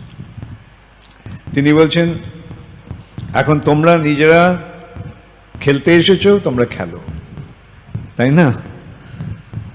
এখন সে খেলে আমরা যখন ঠিকমতো খেলছি তখন আমরা জিতছি, জিতলে মজা হচ্ছে, আর যখন ঠিকমতো খেলছি না তখন হারছি, হারলে মনে দুঃখ হচ্ছে। ভগবান এইতে হস্তক্ষেপ করছেন না। কিন্তু যখন আমরা ওই খেলাটা ছেড়ে বলছি ভগবান তোমার শরণ নিলাম, ভগবান তখন বলবেন very good boys, very good girls, ভালো ছেলে ভালো মেয়ে তোমরা, তোমরা এসো আমার কাছে। তখন ভগবান আমাদের তার কাছে টেনে নেবেন। বুঝতে পারলে? বলো। হরে কৃষ্ণ গুরু মহারাজ। গুরু মহারাজ, আমার প্রশ্ন হচ্ছে, আমরা জানি যে যারা ভগবত বিরোধী তাদের আমরা 10 নম্বর অপরাধ থেকে আমরা জানি যে তাদের প্রচার করা উচিত নয়, যারা ভগবত বিরোধী। তো আমরা এখানে দেখতে পাচ্ছি যে প্রহ্লাদ মহারাজের পিতা হিরণ্যকশিপু, উনি ভগবানের বিরোধী ছিলেন, বিষ্ণুর বিরোধী ছিলেন, বিষ্ণুর গুণগান। ওকে, বুঝতে পেরেছি তোমার প্রশ্ন। প্রহ্লাদ মহারাজ হিরণ্যকশিপুর কাছে গিয়ে প্রচার করেননি। হিরণ্যকশিপু যখন প্রশ্ন করেছে উত্তর দিয়েছে। বুঝতে পেরেছ? তুমি কি শিখেছ? কৃষ্ণই হচ্ছেন পরমেশ্বর ভগবান, ওর প্রশ্নের উত্তর দিচ্ছে। বুঝতে পারলে? প্রচার করছে না। আর আরেকটা কথা হচ্ছে যে প্রভুপাদ বলছেন যে এই প্রচারের জন্য আমরা এই নবম অপরাধটাকে আমরা রিস্ক নিতে পারি, বুঝতে পারলে? আমরা এই রিস্কটা নিচ্ছি, ঠিক আছে, যদিও ভক্ত নয় তবুও প্রচার করছি, কিন্তু যখন এককভাবে করব তখন সাবধান হতে হবে। যখন সমষ্টিগতভাবে বলছি কয়েকজন হতে পারে, কয়েকজন ভগবত বিদ্বেষী এই ভক্ত সবাই আসতে পারে, এখন তাদের কাছে তো সরাসরিভাবে প্রচার হচ্ছে না, সুতরাং এখানে এইভাবে আমরা এই রিস্কটা নিতে পারি, ঠিক আছে? ওখানে তোমার পাশে একজন কেউ প্রশ্ন করেছিল, হ্যাঁ দেখি। হরে কৃষ্ণ। যারা আমিষ আহার করেন তারা অনেকে বলেন যে পশু মানে প্রাণী যদি হত্যা করা হয় তাহলে পাপ হয়, কিন্তু উদ্ভিদ মানে শাকসবজি আমরা তো পাই, তা সেটা হলো উদ্ভিদেরই তো অংশ। তা আমরা যখন বলি যে আমরা যা পাই তা ভগবানকে অর্পণ করে পাই, তারই জিনিস, কিন্তু তখন তারা বলেন যে তা তো গাছ থেকে পেরে আনা হয়েছে, মানে তাকে তো ভাগ করে এনে তারপর হচ্ছে ভগবানের কাছে দিচ্ছি, আগে তো হত্যা করে তারপর হচ্ছে ভগবানের কাছে দিচ্ছি, তাহলে এটা কেমন সেবা? এটাই হচ্ছে কোশ্চেন। তো তোমার উত্তরটা কি? এর পরিপ্রেক্ষিতে কি বলবো, মানে আমি শুনি না, তুমি কি বলো? না, ওকে, ভগবান ঠিক আছে, তুমি তো নিজেই তো বললে, হ্যাঁ, যেমন গাছ থেকে একটা ফল পারলে, গাছ থেকে কি মারা হলো? পুরো গাছ থেকে কি কাটা হলো একটা ফল পাড়ার জন্য? হ্যাঁ, অবশ্য কতগুলো জায়গায় করা হচ্ছে, যেমন একটা বাঁধাকপি গাছটাই কেটে নেওয়া হলো, হ্যাঁ, হত্যা হলো। কয়েকটা ক্ষেত্রে এটা হচ্ছে, কিন্তু অধিকাংশ ক্ষেত্রেই হয় না। যেমন আমরা যে আনাজ মানে শস্য মানে চাল, গম, এগুলো গাছটা শুকিয়ে গেলে মরে যাওয়ার পরে এগুলো সংগ্রহ হয়, সুতরাং এদিকে মারা হচ্ছে না, বুঝতে পারলে? যখন শাকসবজি খাচ্ছি, ঠিক আছে, আমি বলছি তো শাকসবজিগুলোকে মারা হচ্ছে, ঠিক আছে। এখন আমরা পাপ হচ্ছে ঠিকই, কিন্তু ভগবান যেহেতু বলছেন শাকসবজি, ফলমূল, দুধ ইত্যাদি আমাকে দিতে পারো, তাই আমরা ভগবানকে দিচ্ছি, আর যত পাপ ছিল সব ভগবান নিয়ে নিচ্ছেন, নিয়ে আমাদেরকে প্রসাদ করে পাঠিয়ে দিচ্ছেন। হ্যাঁ, আচ্ছা, দ্বিতীয় কথা হচ্ছে জীবস্য জীবনম, একটা জীব আরেকটা জীবকে আহার করে জীবন ধারণ করে। এখন দেখতে হবে যে জীবের চেতনাটা কোন স্তরে আছে। তুমি যে বলছো একটা শাকসবজির চেতনা আর একটা পাঁঠার চেতনা কি এক? একটা শাকসবজির চেতনা একটা মুরগির চেতনা কি এক? তাহলে যখন একটা ইয়েকে কাটা হচ্ছে, একটা পালং শাকের গাছকে, তখন তার যে কষ্টটা হচ্ছে, হ্যাঁ, আর একটা মুরগিকে যখন কাটা হচ্ছে তার কষ্টটা কি এক? আচ্ছা, তা এখন যখন এই যে যত বেশি চেতন তত তার বেদনার অনুভূতি, আর সেই মৃত্যুর সময় তার বেদনাটা তার সারা শরীরে ছড়িয়ে পড়ে, এই যে কষ্টটা, আর সেই সেই মাংসটা যখন খাওয়া হচ্ছে তখন সেই পশুটা মৃত্যুর সময় যে বেদনাটা পেয়েছিল, ব্যথাটা অনুভব করেছিল, সেই ব্যথাটা ওকে গ্রহণ করতে হচ্ছে। তার ফলে সে সেই বেদনার ব্যথার ভাগীদার হচ্ছে, বুঝতে পারলে? এখন এটা ঠিক আছে, একটা শাক খেলে যদিও ভগবানকে অর্পণ করা হলো না, কিন্তু ওই শাকের যে মরার সময় যে একটা বেদনা, সেই বেদনাটাকে সহজে সহ্য করা যেতে পারে, কিন্তু একটা পাঁঠার বেদনা, আচ্ছা, আর সবচাইতে উচ্চ স্তরের পশুদের মধ্যে কি আসছে? গরু। তাই জন্য গরুর যে অনুভূতি আর গরুকে মারার যে একটা পাপ, সেটা থেকে সবসময় মানুষকে নিরস্ত করা হচ্ছে, ঠিক আছে? আর সবচেয়ে বড় কথা কি, কার চেতনা সবচেয়ে উন্নত? মানুষের। তাই জন্য কেউ কি বলে মানুষের মাংস খাও? হ্যাঁ, যারা মাংসাশী তারা কি, হ্যাঁ, বড় জোর ওই মুরগির মাংস, পাঁঠার মাংস, ছাগলের মাংস, না ছাগল তো খায় না, অথবা এই ধরনের খেতে খায় তারা, কিন্তু এগুলো না খাওয়াই ভালো। বুঝতে পেরেছ? এখন কি বলবে? আর একটা প্রশ্ন আছে যে অনেকে বলে যে তোমরা ভগবান ভগবান করো, আদৌ যে ভগবান আছে এর কোনো মানে বাস্তব প্রমাণ আছে কি? তাকে যে দেখে তার সেবা করছে এর কোনো কি বাস্তব প্রমাণ আছে? বাস্তব প্রমাণ যারা এরকম প্রশ্ন করে, হ্যাঁ, বলে না গাধার মতো প্রশ্ন করলে গাধার মতো উত্তর দিতে হয়। হ্যাঁ, গাধার কাছে গিয়ে তুমি যদি মানুষের মতো উত্তর দাও, গাধা বুঝবে? হ্যাঁ, একটা কুকুর যখন ঘেউ ঘেউ করে তখন তুমি কি কর? তুমিও কি ও কুকুরকে বলো, হ্যাঁ, ভগবদ গীতার এত নম্বর শ্লোক, তাই না? চুপ করে থাকাই ভালো, সেখান থেকে সরে যাওয়াই ভালো। এই ধরনের প্রশ্ন, ভগবান আছে, সূর্যটা উঠছে কার কৃপায়? এই পৃথিবীটার সৃষ্টি কে করেছে? হ্যাঁ, যারা এরকম অন্ধ তাদেরকে কি করে তুমি সূর্য দেখাবে? অন্ধকে কখনো সূর্য দেখানো যাবে? এরা হচ্ছে এই রকমের জ্ঞান অন্ধ, জ্ঞানের অন্ধতা। তাই জন্য ওদেরকে চেষ্টা করে বোঝানো যাবে না। বড় জোর বলা যেতে পারে আপনি এসে 3 মাস ইস্কনে থাকুন, তারপরে আপনি আমাকে জিজ্ঞাসা করবেন, আমি আপনাকে জিজ্ঞাসা করব ভগবান আছে? তো 3 মাস একটু ট্রেনিং নিয়ে দেখুন, ঠিক আছে? ভগবান আছে কি নেই সাধারণভাবে এর উত্তর দেওয়া যেতে পারে, কিন্তু ওরা বুঝবে না বা মানবে না। কিরকম উত্তর দেওয়া যেতে পারে? তুমি যে হাতে মাইক্রোফোনটা নিয়ে আছো, ওটা কেউ বানিয়েছে? কেউ বানিয়েছে? আমার প্রশ্নটা শুনেছে না? মনটা অন্য কোথাও ছিল। কি প্রশ্ন করেছে? মাইক্রোফোনটা কেউ বানিয়েছে? হ্যাঁ, কি উত্তরটা কি হবে? এটা কোম্পানি বানিয়েছে, কিন্তু এই ম্যাটেরিয়ালস গুলো পৃথিবী থেকে আমি নিয়েছে, তোমাকে মানে- প্রশ্নটা করেছি, তোমাকে উত্তর দিতে বলিনি। হ্যাঁ। প্রশ্নটার উত্তর দিতে বলেছি। হ্যাঁ ঠিক আছে, বানিয়েছে। এই প্যান্ডেলটা কেউ বানিয়েছে? হ্যাঁ বানিয়েছে। হ্যাঁ, এই স্টেজটা কেউ বানিয়েছে? হুম। এই পৃথিবীটা কেউ বানিয়েছে? হ্যাঁ, তাহলে কে বানিয়েছে? ভগবানই বানিয়েছে। তাহলে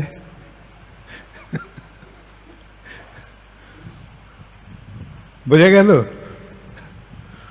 তো এখন তুমি তো বলে দিলে আমাদের হয়ে ভগবান বানিয়েছে।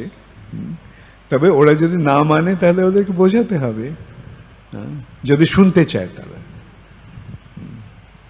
কেউ বানিয়েছে। মাইক্রোফোনটা কে বানিয়েছে তুমি জানো? খুঁজে দেখতে পারো, নামটা আছে কি মাইক্রোফোনে? কোম্পানির নাম কি আছে? একটু খুঁজে দেখো। ঠিক আছে, যদি নামটা থাকে, হ্যাঁ, ওই নামটা নিয়ে তুমি একটু রিসার্চ করে দেখতে পারো কোন জায়গায় এই কোম্পানিটা, এটা ইন্ডিয়ান কোম্পানি না জাপানিজ কোম্পানি না আমেরিকান কোম্পানি। আরও খোঁজ নিয়ে দেখতে পারো আমেরিকার কোন জায়গায় এবং কোথায়, এইভাবে তোমরা খোঁজ নিতে পারো, তাই না? খোঁজ নিয়ে জানতে পারো। প্যান্ডেলটা কেউ বানিয়েছে? সহজেই জানা যেতে পারে। হ্যাঁ, রাধাপাদ প্রভুকে এসে জিজ্ঞাসা করতে পারো, রাধাপাদ প্রভু এই প্যান্ডেলটা কে বানিয়েছে? ও বলে দেবে এ বানিয়েছে, তাই না? ঠিক তেমনই যদি যখন আমরা প্রশ্ন করি পৃথিবীটা কেউ বানিয়েছে, আমাদের বুদ্ধি দিয়ে বিচার করবো, দেখতে হবে যে হ্যাঁ নিশ্চয়ই কেউ বানিয়েছে। এখন কে বানিয়েছে সেটা অনুসন্ধান করে দেখতে হবে, তাই না? কে বানিয়েছে? তুমি তো বলেই দিলে সরাসরি, ভগবান বানিয়েছে। তুমি কিভাবে জানলে কি করে ভগবান বানিয়েছে? থেকে শাস্ত্রের মাধ্যমে। ভেরি গুড, তুমি তো খুব পণ্ডিতের মতো উত্তর দিচ্ছ এখন। Very good. শাস্ত্রের মাধ্যমে, ঠিক সেই রকমই যে ভগবানকে জানার উপায় হচ্ছে শাস্ত্র, অথবা যারা ভগবানকে জানে তার কাছে গিয়ে শোনা।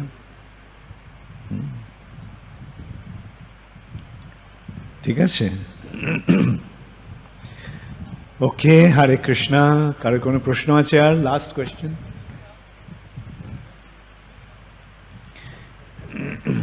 হরে কৃষ্ণ।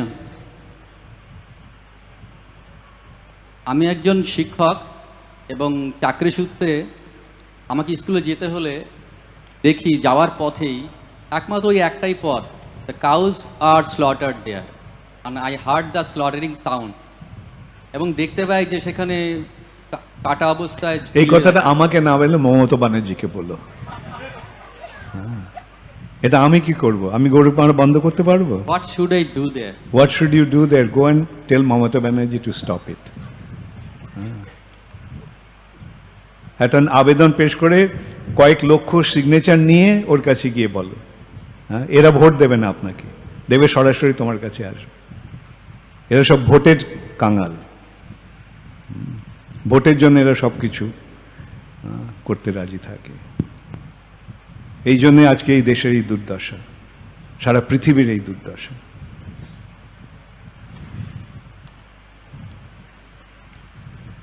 যাই হোক, বসো। আমার তো কিছু বলার নেই। হ্যাঁ, যদি পারো তা অন্য একটা রাস্তা ধরে যাওয়ার চেষ্টা করো। হ্যাঁ, আমাকে যদি জিজ্ঞাসা করো তাহলে আমার কথা উত্তরটা তাই হবে। হ্যাঁ, অন্য যদি রাস্তা না থাকে তাহলে বাড়িটাও অন্য এক জায়গাটা বাড়ি ভাড়া নিয়ে থাকো, যদি ওটা সহ্য করতে না পারো। বুঝতে পারছি তোমার মনে কষ্ট, কিন্তু কি করব বলো, আমরা কি করব?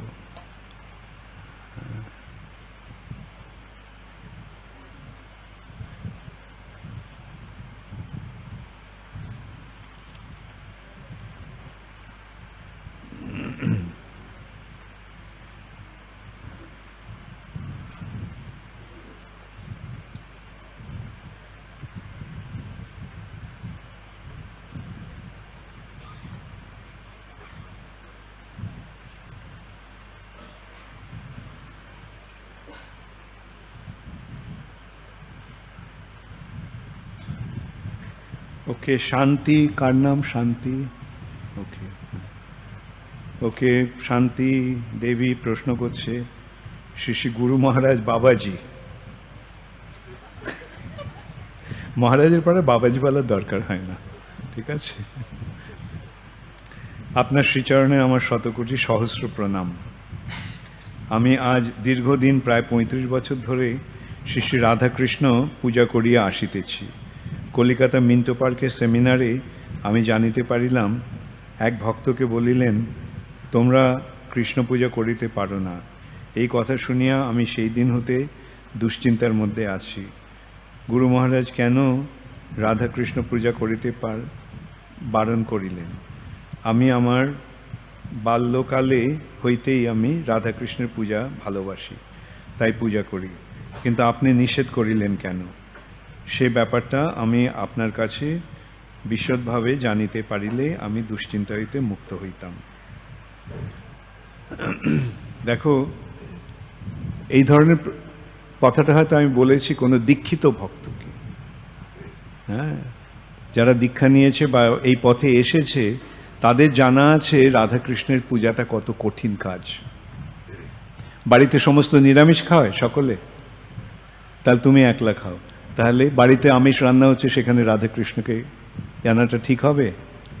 হ্যাঁ, এখন তুমি না জেনে করেছো, এখন কি করা যাবে? চালিয়ে যাও, এই কথা বলবো। না জেনে যখন করেছো, ছোটবেলা থেকে করছো, রাধাকৃষ্ণের পূজা করে যাও, কিন্তু জানার পরে সেটা আর করা উচিত নয়। আমাদের ভক্তদেরকে বলা হয়, তাই যদি বাড়িতে পুজো করতে হয় তাহলে প্রথমে গৌরনিতায়ের পুজো করো, ঠিক আছে? গৌরনিতায়ের পুজো করছে ভালো, কিন্তু রাধাকৃষ্ণের পূজাটা অত্যন্ত কঠিন ব্যাপার। বুঝতে পারলে? এটা বিধি মার্গে হয়। হ্যাঁ, রাধাকৃষ্ণের পূজা বিধি মার্গে সাধারণত ব্রাহ্মণ ছাড়া করতে পারে না। আমি তো বললাম তো তোমাকে, তুমি যদি ছোটবেলা থেকে করে থাকো, চালিয়ে যাও, কিছু আর বলার নেই আমার। আমি তোমাকে বলিনি, আমি যাকে বলেছিলাম অন্য একজনকে বলেছিলাম।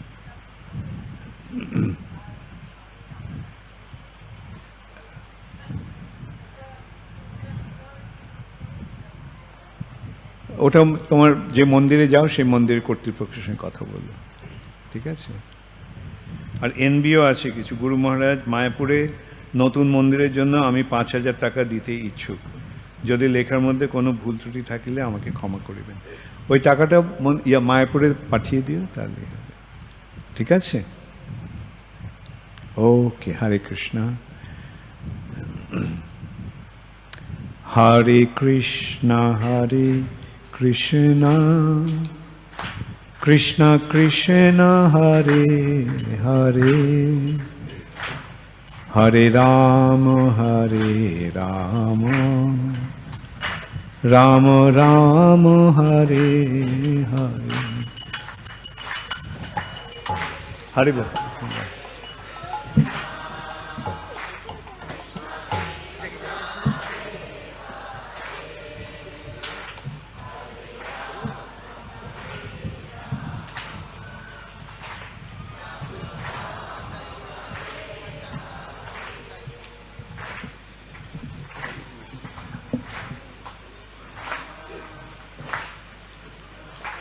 ঠিক আছে, হরি বল।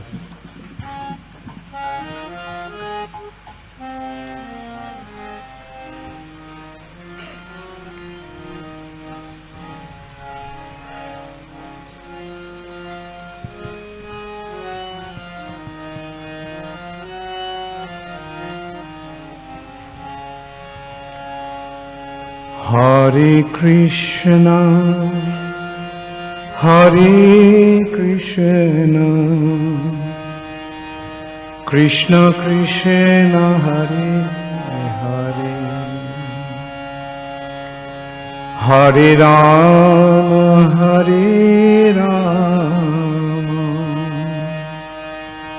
Rama Rama, Hare Hare.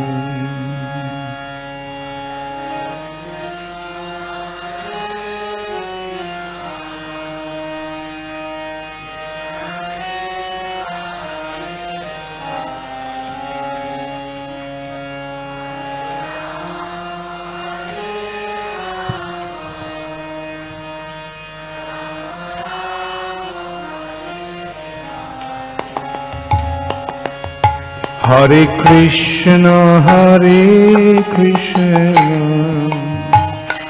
Krishna Krishna, Hare Hare, Hare Rama, Rama Rama, Hare Hare.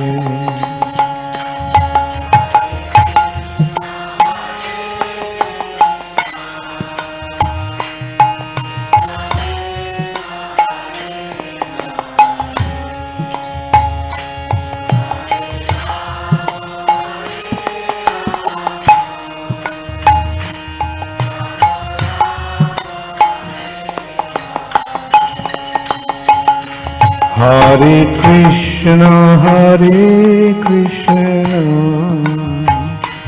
Krishna Krishna, Hare Hare, Hare Rama, Rama Rama, Hare Hare.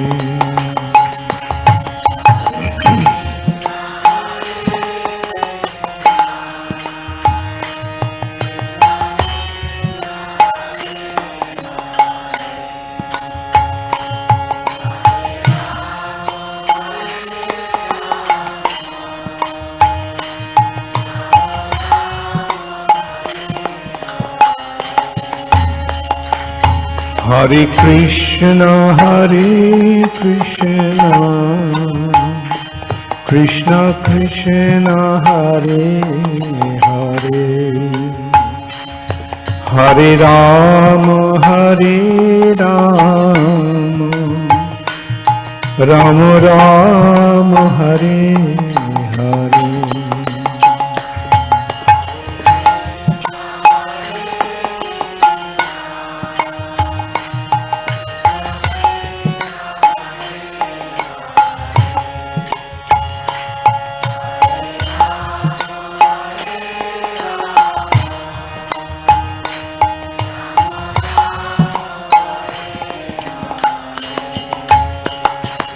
Hare Krishna,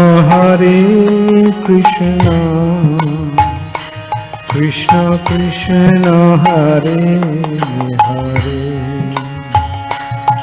Hare Rama, Rama Rama, Hare Hare.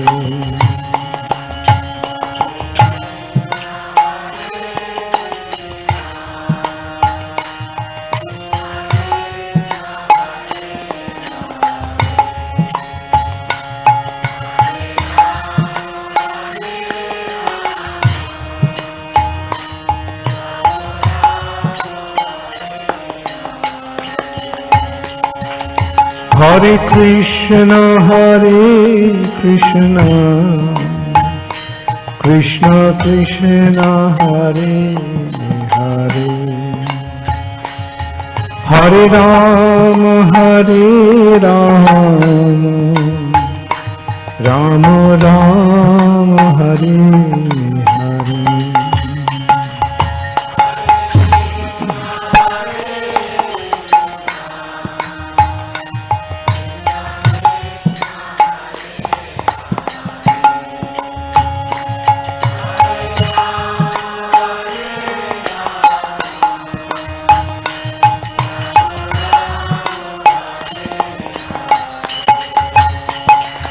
Hare Krishna, Krishna Krishna, Hare Hare, Hare Rama, Rama Rama, Hare Hare.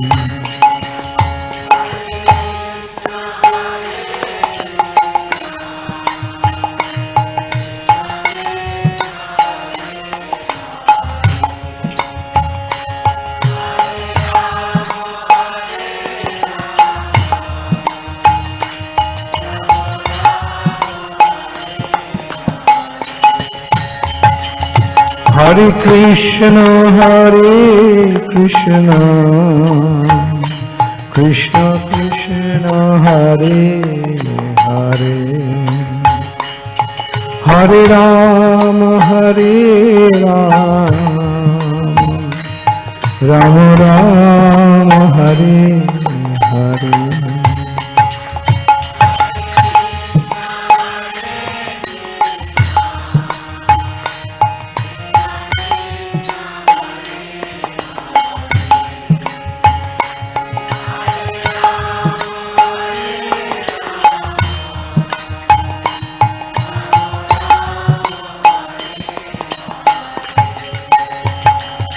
Hare Krishna, Krishna Krishna, Hare Hare, Hare Rama, Rama Rama, Hare Hare.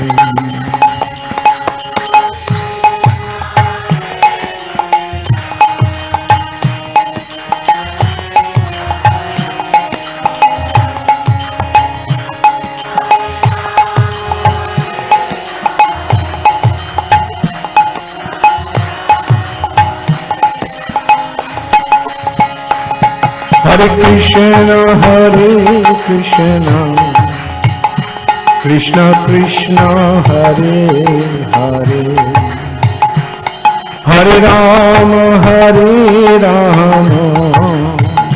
Rama Rama, Hare Hare.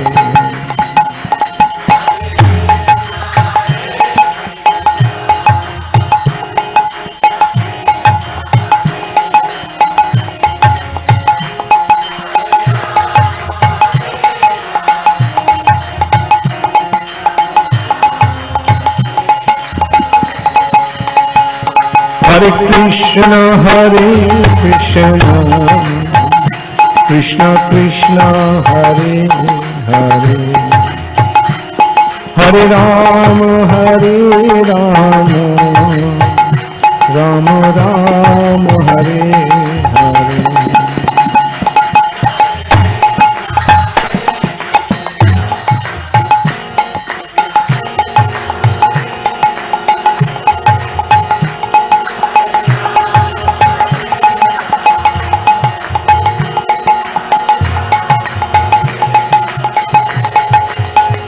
Nitya Gaur Hari Bol, Hari बोल हरि बोल हरि बोल।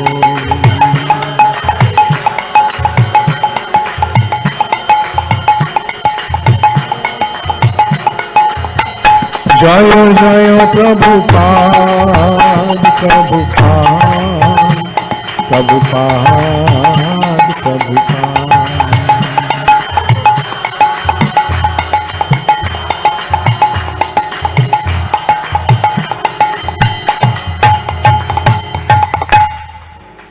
गौर प्रेमानंदे हरे हरे हरे कृष्ण। তোমার প্রশ্নটা আমি ভাবছি আরেকটু বিশ্লেষণ করে হয়তো বললে সকলের সুবিধা হবে। তুমি বুঝতে পেরেছো তো কি? মাইকে বলো। আমার কনফিউশনটা হচ্ছে এখানে যে নিত্যমুক্ত, আমরা তো নিত্যমুক্ত নই, আমরা তো বদ্ধ। হ্যাঁ বল, তার প্রশ্নটা কি বল? আমরা বদ্ধ, কিন্তু ওখানে দুটো ক্লিয়ার করা হয়েছে যে যারা নিত্যমুক্ত তারা বলরামের অংশ থেকে, শরীর থেকে, অঙ্গ থেকে আসছেন, আর যারা বদ্ধমুক্ত তারা মূল সংকর্ষণের ইয়ে থেকে আসছেন। মূল কথা হচ্ছে যে বদ্ধ জীব বদ্ধ, আমরা জড় জগতে আছি, বুঝতে পারলে? আমরা ভগবানের থেকে এসেছি, কিন্তু এখানে যোগটা তুমি যেটা তুমিও এখানে বলেছিলে জৈব ধর্ম থেকে, যে জীব ইয়ের পরে বদ্ধ জীব এই জড়জগৎটা যখন ধ্বংস হয় তখন বদ্ধ জীবেরা কারণোদক সেই বিষ্ণুর কাছে ফিরে যায়। সেখানে তারা নিদ্রিত অবস্থায় থাকে, সুপ্ত অবস্থায় থাকে। তারপরে যখন আবার সৃষ্টি শুরু হয় তখন আবার ফিরে আসে, বুঝতে পারলে? আর যারা মুক্ত জীব, যারা বৈকুণ্ঠে আছে, তারা সংকর্ষণের অংশ। যারা বৃন্দাবনে আছে তারা বলদেবের অংশ, বুঝতে পারলে? আর যারা বদ্ধজীব তাদের হৃদয়ে ভগবান পরমাত্মা রূপে রয়েছে, নিষ্ক্রিয়ভাবে রয়েছে। সেই পরমাত্মা হচ্ছে ক্ষীরোদকশায়ী বিষ্ণুর অংশ। তো জীব যখন ভক্তির প্রভাবে মুক্ত হয়, তখন তিনি আর পরমাত্মা থাকেন না, তখন তিনি ভগবান হয়ে যান। বদন্তি তত্ত্ববিদস্তত্ত্বং যজ জ্ঞানম অদ্বয়ং ব্রহ্মেতি পরমাত্মেতি ভগবান ইতি শব্দ। ব্রহ্ম, পরমাত্মা, ভগবান। এই জড়জগৎ থেকে যখন চিৎজগৎ দর্শন হচ্ছে তখন ব্রহ্ম জ্যোতি রূপে দর্শন হচ্ছে। জীবের হৃদয়ে পরমাত্মা রূপে দর্শন হচ্ছে। আর ভক্তির মাধ্যমে যখন আমরা তার সঙ্গে সম্পর্ক স্থাপন করি তখন তিনি ভগবান হয়ে যাচ্ছে। সেই যে ভগবানের ভগবত্তা, সেটা সক্রিয় রূপ, পরমাত্মাটা তার নিষ্ক্রিয় রূপ। বোঝা গেল? তো তুমি কেন প্রশ্ন করলে আমরা কি ফিরে যেতে পারবো? যদি ফিরে যেতে না পারি তাহলে ভক্তির অনুশীলন কেন হচ্ছে? ফিরে যেতে যদি না পারি, ভগবান এত কষ্ট করে এসে এখানে এসে ভগবদ গীতা কেন শোনাচ্ছে?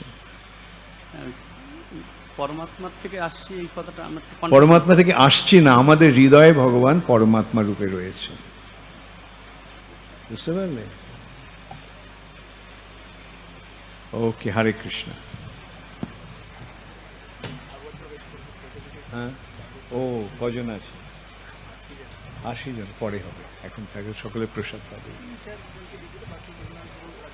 ওকে, ঠিক আছে। ফার্স্ট 10 জনকে দিয়ে দাও, ফার্স্ট 10 জন। হরে কৃষ্ণ। তো আমাদের ভাগবত প্রবেশ কোর্স অনুভাগ 2, ভাগবত প্রবেশ কোর্স লেভেল 1 আমাদের গত বছর জন্মাষ্টমী থেকে শুরু হয়েছিল। প্রত্যেক রবিবারে যে ভক্তরা মন্দিরে আসেন, ভাগবত ক্লাস করেন, বিশেষ বিশেষ লোকের উপরে প্রবচন হয়, ক্লাস হয়, সেখানে জন্মাষ্টমী পরে কোর্সটা শুরু হয়েছিল। এই বছর নিত্যানন্দ ত্রয়োদশীতে শ্রীপাদ স্বরূপ দামোদর প্রভু প্রবচন দিয়েছিলেন, আর উনি সার্টিফিকেট প্রমাণপত্র দিয়েছিলেন। কোনো পরীক্ষা নেই, কোনো মূল্য নেওয়া হচ্ছে না। উদ্দেশ্যটা হচ্ছে যেন আপনারা ভাগবতম পড়তে পারেন, ভাগবতের মধ্যে একটা রস আস্বাদন করতে পারেন, তাই জন্য কোর্সটা চালানো হয়েছে। এবার লেভেল 2 আমরা ঘোষণা করেছিলাম কি শ্রী শ্রীমৎ ভক্তিচারু স্বামী গুরু মহারাজ প্রমাণপত্র দেবেন, যদিও গুরু মহারাজের শিডিউলটা খুবই ব্যস্ত। গুরু মহারাজ প্রথম 10 আমাদের লিস্টে যা নাম আছে তাদের ভক্তদেরকে প্রমাণপত্র গুরু মহারাজ দেবেন, আর বাকি প্রমাণপত্র গুরু মহারাজের হয় আমাদের গোবিন্দানন্দ প্রভু আর আচার্য রত্ন প্রভু, ওনাকে প্রার্থনা করি গুরু মহারাজের হয় উনি প্রমাণপত্র ভক্তদেরকে দিয়ে দেবেন। তো প্রথম 10 ভক্ত একদম লিস্ট অনুযায়ী আছে। সার্টিফিকেট ছন্দা পল মাতাজি, সুমন কুমার রয় প্রভু, যারা যারা নাম বলছি এদিকে চলে আসুন। রমা রয় মাতাজি, প্রাণ গৌরাঙ্গনাথ প্রভু, কাজল দত্ত প্রভু, বেলা ইন্দুলেখা মাতাজি, সুভদ্রা করুণাবতী মাতাজি, সুশীল গোবিন্দ প্রভু, শিব প্রকাশ সাউ আর অসীমা রাধা মাতাজি। অন্যান্য আরো ভক্ত আছে, প্রায় 80 জন ভক্ত আছে। প্রমাণপত্র দিতে কেউ খারাপ মনে করবেন না কি গুরু মহারাজের হাত থেকে পেলাম না, অ্যাকচুয়ালি এটা গুরু মহারাজ বললেন প্রথম 10কে দেবেন আর বাকি গুরু মহারাজের হয় আমাদের অন্যান্য ভক্তেরা দেবেন। কোর্সের উদ্দেশ্য হচ্ছে যেন আমরা ভাগবতে প্রবেশ করতে পারি, তত্ত্বটা বুঝতে পারি, ভাগবত পড়ার। ask them the name, call the names. Chhanda Chhanda পল, ছন্দা পাল, তোমার নাম এসো। ওকে, হরে কৃষ্ণ। নেক্সট সুমন কুমার রায়, হরে কৃষ্ণ। কাজ রমা রায়, রমা রায়, হরে কৃষ্ণ।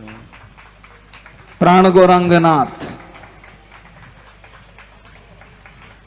কাজল দত্ত, তুমি ইয়ে করবে, তোমার নাম কাজল দত্ত, ওকে। হরে বেলা ইন্দুলেখা মাতাজি, সুভদ্রা করুণাবতী মাতাজি, সুশীল গোবিন্দ প্রভু, শিব প্রকাশ সাউ আর অসীমা রাধা মাতাজি। পরবর্তী কালিদাস মুখোপাধ্যায়, কালিদাস প্রভু শ্রীরামপুর থেকে আসছেন।